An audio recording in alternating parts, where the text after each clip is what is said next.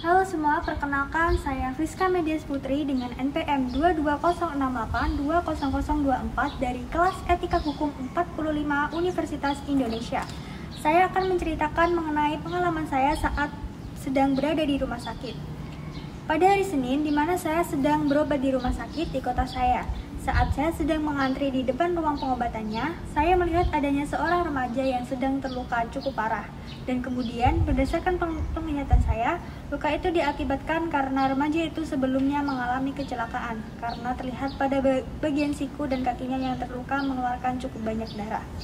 Hingga kemudian, seorang perawat memanggil remaja tersebut terlebih dahulu daripada saya yang sudah mengantri lebih awal. Perawat tersebut langsung mempersilahkan remaja itu untuk masuk ke dalam ruangan, yang nantinya akan langsung diobati oleh dokter yang berada di dalam ruangan tersebut.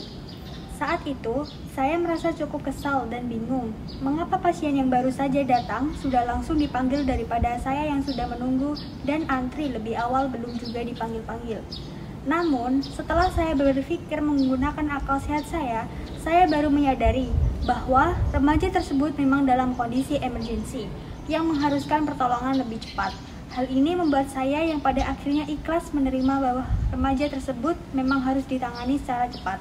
Sebagai orang mahasiswa ilmu keperawatan yang sudah belajar mengenai kaidah dasar bioetika, terdapat beberapa aspek yang terpenuhi pada kasus tersebut, di antaranya aspek beneficent.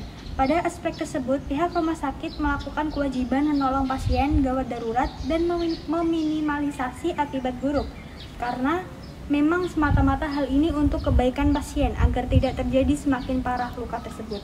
Lalu pada aspek non-maleficent terpenuhi oleh beberapa kriteria, di antaranya menolong pasien emergensi, mengobati pasien yang luka, mengobati secara proporsional, dan mencegah pasien dari bahaya. Lalu yang terakhir, pada aspek justice terpenuhi oleh beberapa kriteria, di antaranya menjaga kelompok yang rentan dan kontribusi yang relatif sama dengan kebutuhan pasien. Berdasarkan pengalaman yang saya alami tersebut, dapat disimpulkan bahwa tindakan yang dilakukan tenaga kesehatan dalam mendahulukan pasien emergensi sudah sesuai dengan etika menurut kaidah dasar bioetika yang berlaku.